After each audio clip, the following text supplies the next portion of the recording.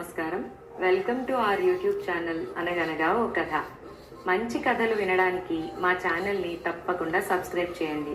అలాగే మీ friends and ఫ్యామిలీకి share చేయండి. ఇవాల్టి మన చందమామ కథ పేరు వింత యువకులు. ఒక ఊళ్ళో వెంకటాద్రి అనే ధనికుడు ఉండేవాడు.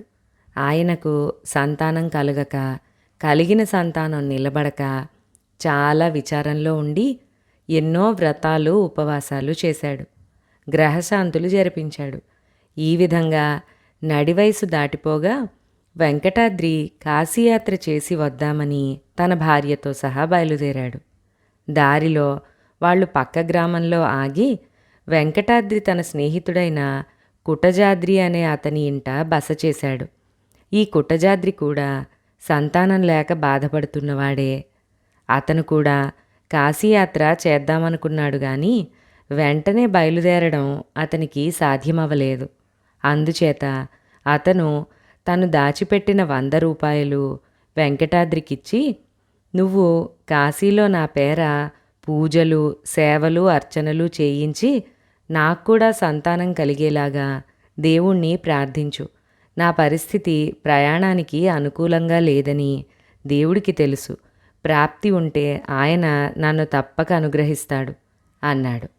వెంకటాద్రి ఆ ప్రకారమే కాశీలో తాను జరిపించిన సేవలన్నీ దేవుడికి కుటజాద్రి పేర కూడా జరిపించి సంతానం కోసం తాను వేడుకున్నట్టే అతని కోసం కూడా వేడుకున్నాడు. కాశీలో ఒక యోగి ప్రసాదం ఇచ్చి ప్రజల మంచి కోరికలను తీరుస్తాడని తెలిసి వెంకటాద్రి ఆ యోగిని దర్శించి తన గురించి, కుటజాద్రి గురించి యోగికి పాదపూజలు చేసి తన కోరిక, తన మిత్రుడి కోరిక కూడా చెప్పుకున్నాడు. యోగి వెంకటాద్రికి విభూతినిచ్చి, ఇందులో సగం నీ భార్యకు, మిగిలిన సగం నీ మిత్రుడి భార్యకు ఇయ్యి. దాన్ని సేవించి ఇద్దరూ సంతానవతులవుతారు అన్నాడు. వెంకటాద్రి భార్య సగం ప్రసాదాన్ని అప్పుడే సేవించింది. మిగిలిన ప్రసాదాన్ని వెంకటాద్రి తిరుగు ప్రయాణంలో తీసుకొచ్చి తన స్నేహితుడి భార్యకి ఇప్పించాడు. వెంకటాద్రి భార్య సకాలంలో గర్భవతి అయ్యి ఒక మగబిడ్డను కన్నది. కుటజాద్రి భార్య కూడా గర్భవతి అయ్యి 2 నెలల అనంతరం తాను కూడా ఒక మగబిడ్డను కన్నది. వెంకటాద్రి కొడుకుకు విశ్వనాథుడు అని, కుటజాద్రి కొడుకుకు కాశీనాథుడు అని పేర్లు పెట్టుకున్నారు. కుటజాద్రి కొడుకు కాశీనాథుడు పెరుగుతూ విచిత్రమైన మనస్తత్వం ప్రదర్శించసాగాడు. కొన్ని రకాల బట్టలే కావాలనేవాడు. తల్లి చేసింది తినక తనకు ఫలానా తిండే కావాలనేవాడు. ఇతర పిల్లలతో చేరి ఆడేటప్పుడు కూడా వాళ్ళాడే ఆట మాని అకస్మాత్తుగా ఇంకేదో ఆట ప్రారంభించేవాడు. 5వ ఏట అక్షరాభ్యాసం ప్రారంభిస్తే వాడు ప్రతి పాఠము అతి సులువుగా నేర్చుకోసాగాడు. ఒకసారి కుటజాద్రి వెంకటాద్రి ఇంటికి వచ్చి వెంకటాద్రి కొడుకు విశ్వనాథుడు కూడా తన కొడుకు కావాలనే దుస్తులు వేసుకోవడం, అదే రకమైన తిళ్ళు తినడం, అదే మాదిరి ఆటలు ఆడటము గమనించి వెంకటాద్రితో ఈ మాట చెప్పాడు. ఈ వింతకు కారణం కాశీలో యోగి ఇచ్చిన ప్రసాదం కాబోలు అనుకున్నారు. అది నిజమే. విశ్వనాథుడికి వచ్చే ప్రతి ఆలోచన కాశీనాథుడికి కూడా కలిగేది. విశ్వనాథుడు చేసే ప్రతి పని కాశీనాథుడు కూడా చేసేవాడు. అతను నేర్చుకున్న చదువు ఇతనికి కూడా నేర్చుకోకుండానే వచ్చేది. ఈ వింత అందరికీ తెలిసిపోయింది. అందరూ వాళ్లను వింత అబ్బాయిలు అనసాగారు. ఇద్దరు కుర్రవాళ్లకు రూపంలోనూ ఆకారాల్లోనూ తేడా ఉన్నప్పటికీ వాళ్ళ చేతల్లోనూ ఆలోచనల్లోనూ ఒకటే ఉండేది. ఒకరేది చేస్తే రెండోవారు కూడా అదే చేసేవారు. వేరువేరు గ్రామాల్లో ఉండి కూడా వాళ్ళు ఒకరినొకరు అనుకరిస్తూనే వచ్చారు.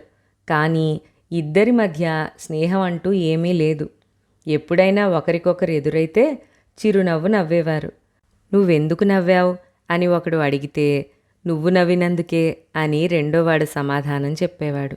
తరువాత ఎవరి దారిన వారు వెళ్ళిపోయేవారు. ఇద్దరూ క్రమంగా పెరిగి పెద్దవారయ్యారు. కొంతకాలానికి ఇద్దరి తండ్రులు పోయారు. విశ్వనాథుడికి పెళ్లి వయసు వచ్చినప్పటి నుంచి అతనికి సంబంధాలు రాసాగాయి. అతను చాలామంది పిల్లలను చూసి చివరకు విశాలాక్షి అనే పిల్లను ఎన్నుకున్నాడు. విశాలాక్షి తండ్రి భీమయ్య ఈ సంబంధానికి ఒప్పుకుని పెళ్లి తాంబూలాలివ్వడానికి ముహూర్తం నిర్ణయించాడు.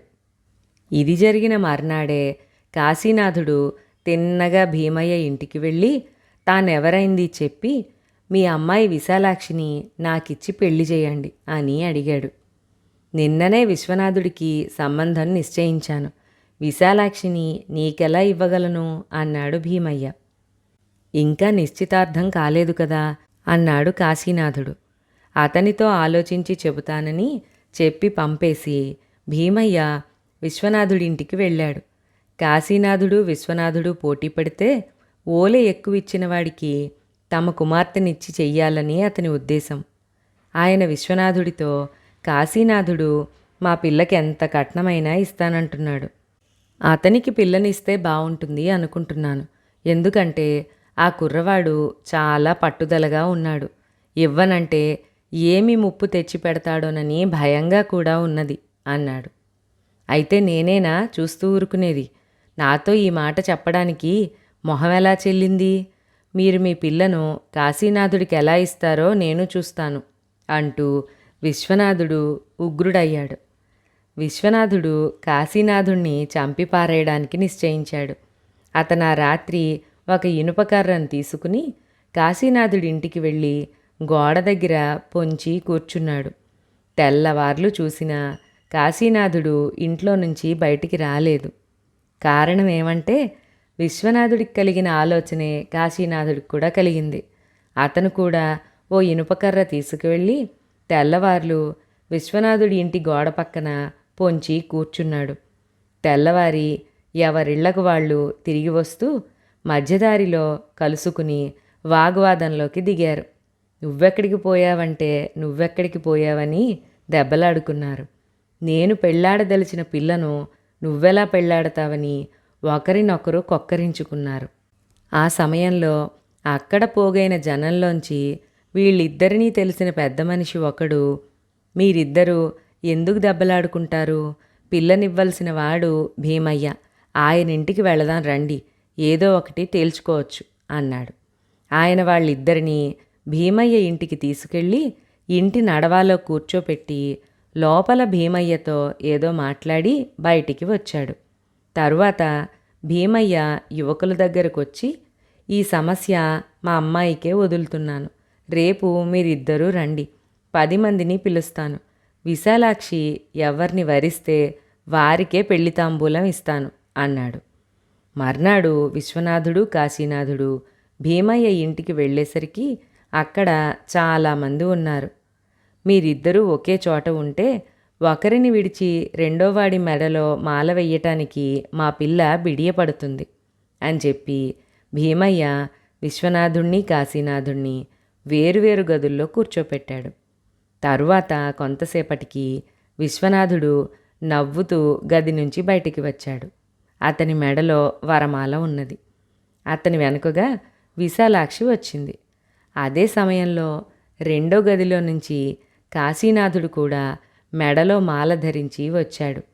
అతని వెనుక కూడా విశాలాక్షి నడిచి వచ్చింది. 2 అమ్మాయిలు ఒకే విధంగా ఉన్నారు. అక్కడ చేరిన పెద్దలు ఈ దృశ్యం చూసి నిర్ఘాంతపోయారు. ఆశ్చర్యపడకండి, 2 విశాలాక్షులే. ఒకతే పెద్ద విశాలాక్షి, ఇంకొకతే చిన్న విశాలాక్షి. 2 నా పిల్లలే, కవల పిల్లలు అన్నాడు భీమయ్య పెద్దగా నవ్వుతూ. విశ్వనాథ కాశీనాథుల సమస్య తేలిగ్గా పరిష్కారమయ్యింది. వాళ్ళిద్దరూ తాము కోరిన భార్యలను పెళ్లాడి సుఖంగా ఉన్నారు.